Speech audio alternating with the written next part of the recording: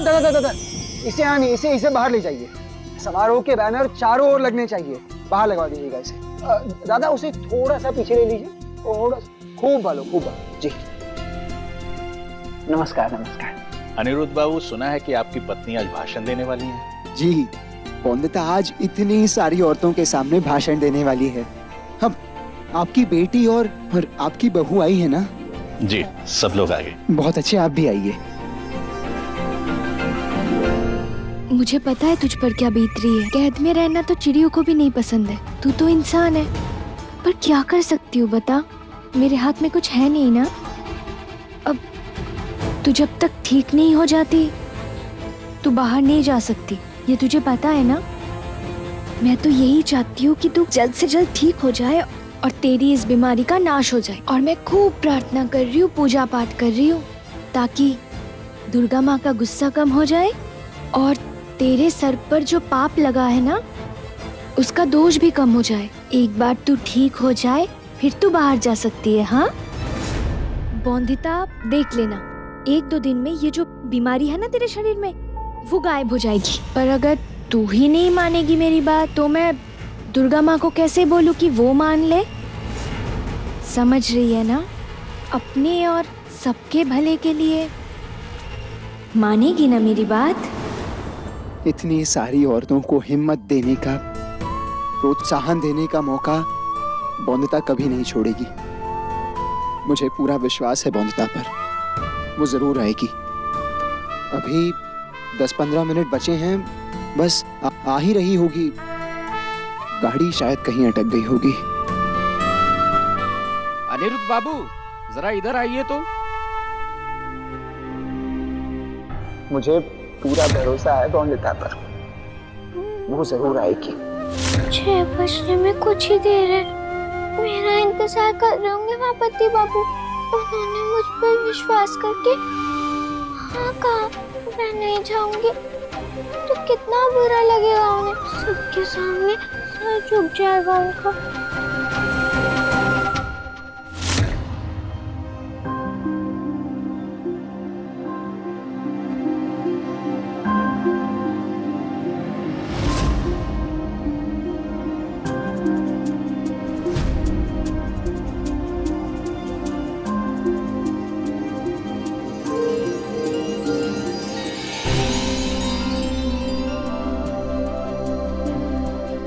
नहीं है, इसका मतलब ठीक हो गई मैं। अभी जाकर संपूर्णा दीदी को बता कर आती हूँ। संपूर्णा माँ की प्रार्थना असर कर गई और उन्होंने हरा दिया मेरी बुरी बीमारी को। बॉन्दिता फिर से पंछियों की तरह आजाद होकर उड़ सकती है, मिल सकती है बाहर जाकर सबसे। अब मैं ब्रह्मो समाज के समारोह में भाषण देने जरूर जाऊंगी, जैसा पति बाबू चाहते थे।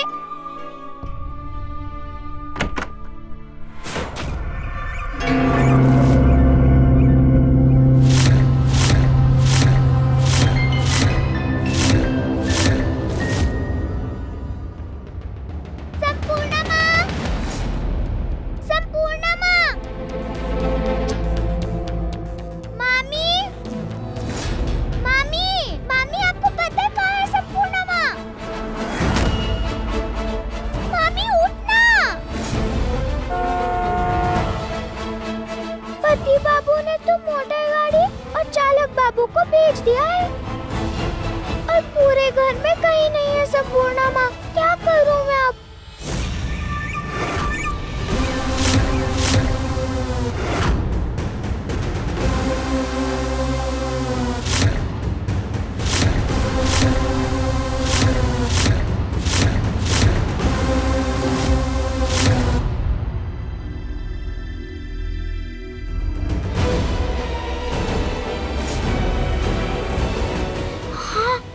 चिट्ठी छोड़ देती हूँ।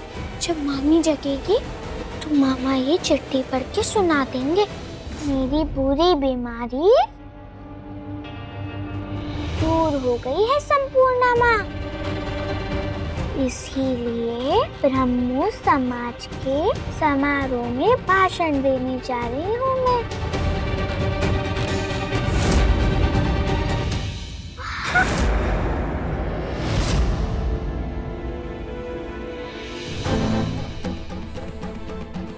बौंदता को तो आ जाना चाहिए था अब तक। कहाँ हो तुम बौंदता?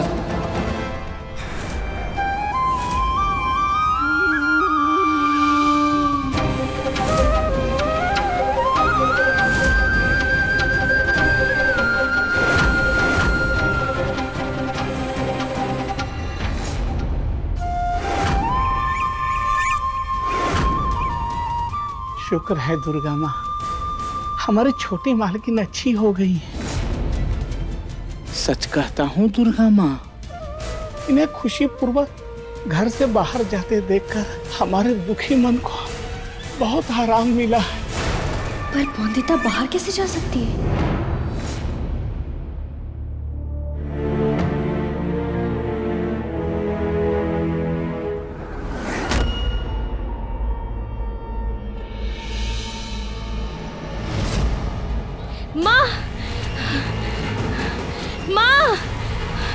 माँ बौंदिता हवेली में नहीं है। माँ बौंदिता हवेली में नहीं है। कहाँ जाएगी? तूने ठीक से डराया नहीं होगा। ढूंढ उसे। ढूंढने दे मुझे। माँ क्या हो गया? ये माथे पे क्या है? संपूर्णा बिंदी होगी। जब तू हवेली की रानी बनेगी तब सोने का माथा टीका लगा। माँ सोने के सिवा और भी कुछ कर लिया करो।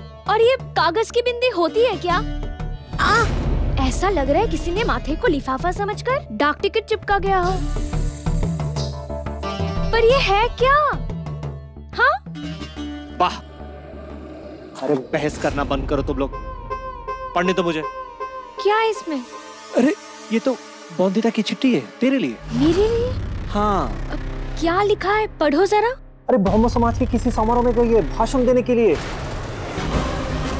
लिखती है, मेरी बुरी बीमारी दूर हो गई संपूर्णा माँ, इसलिए ब्रह्म समाज के समारोह में भाषण देने जा रही हूँ मैं। भाषण देने गई है? ओ काली माँ, अब तक तो पहुँच भी गई होगी। और पहुँच के वहाँ के सारी औरतों का उद्धार भी कर दिया होगा। तुम दोनों माँ बेटी जाओगे खड्डे में। चुप कर दो।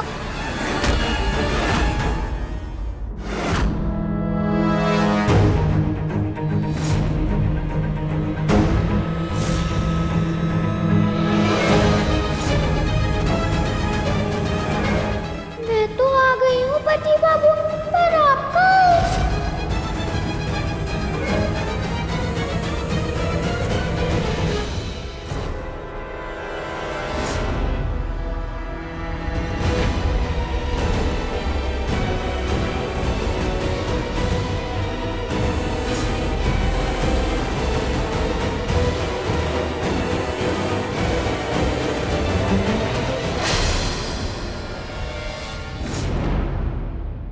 दादा इसे पीछे लगवा दीजिए, संभाल कर, बहुत बड़ा है। क्या करने आई है तू यहाँ? मना किया था ना मैंने। भाषण देने, जैसे पति बाबू चाहते हैं। पता है दीदी, बीमारी ठीक हो गई है मेरी। अच्छे से देखा मैंने आईने में। बौंदिता, ये बीमारी तेरे शरीर से नहीं गायब हुई है। ये देख, देख खून के निशान। क्यों कर रही है तू ये? क्यों नहीं मानती मेरी बात? थोड़ी देर के लिए खून बहना बंद हो गया, इसका मतलब ये नहीं देवी माँ का श्राप खत्म हो गया। ये सब करके तू देवी का प्रकोप और बढ़ा रही है अपनी ओर। चल मेरे साथ घर चल। लेकिन दीदी, अगर मैं नहीं गई तो वहाँ पति बाबू का सर झुक जाएगा समारोह में। मेरी वजह से सबके सामने शर्मिंदा होना पड़ेगा उन्हें। और ये उन्हें दे सकती हूँ क्या मैं? नहीं ना, इसलिए भाषण देने तो जाना ही होगा मुझे। सब आ गए हैं। तुम कहाँ हो बौंदिता? बौंदिता, तुम्हारा गुस्सा, तुम्हारी नाराजगी इतनी बड़ी है कि तुम मेरे दिए हुए शब्दों का मान तक नहीं रख पाई। बौंदिता, बौंदिता, तू भले मेरी बात ना मान, पर अपनी माँ की बात तो मानेगी ना?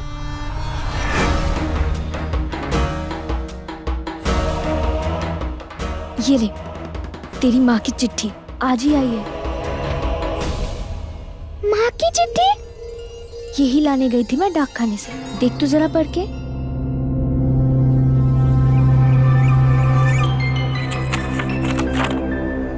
मेरी प्यारी बोंदता, ढेर सारा प्यार। मैं अभी भी तीर्थ में हूँ। डाक बाबू से तेरी चिट्ठी मिली, उन्होंने पढ़ के सुनाया। बहुत दुख हुआ सुनकर कि इतनी बुरी बीमारी लग गई है तुझे। इसीलिए डाक बाबू को तुरंत ही बोला कि ये जवाब जाके दे दो। अभी तेरे पास नहीं आ सकती हूँ मैं, लेकिन संपूर्णा दीदी है वहाँ तेरे पास। वो जैसा कहती है वैसा ही कर तू। अब वही है जो तेरी इस बीमारी से रक्षा कर सके। नहीं जानती, वो बहुत खतरनाक बीमारी है ये बीमारी बस तेरी जान ही नहीं ले सकती, बल्कि आदमियों की भी जान जा सकती है। इसीलिए चाहे जो हो बोंदता, इस बीमारी को तुझे उनसे छुपा कर ही रखना होगा। शायद ये बात तेरे घर के आदमी नहीं समझे, लेकिन मैं जानती हूँ कि तू मेरी समझदार बेटी है। मैं जानती हूँ कि बहुत दर्द होता है तुझे, रोना आता होगा तुझे। इस दर्द को कम करने का उपाय यही है, खूब ठंडी ठंडी चीजें खाई जाए। ठंडा खाने से जरूर आराम मिलेगा तुझे, और बाकी संपूर्णा दीदी तुझे समझा देगी।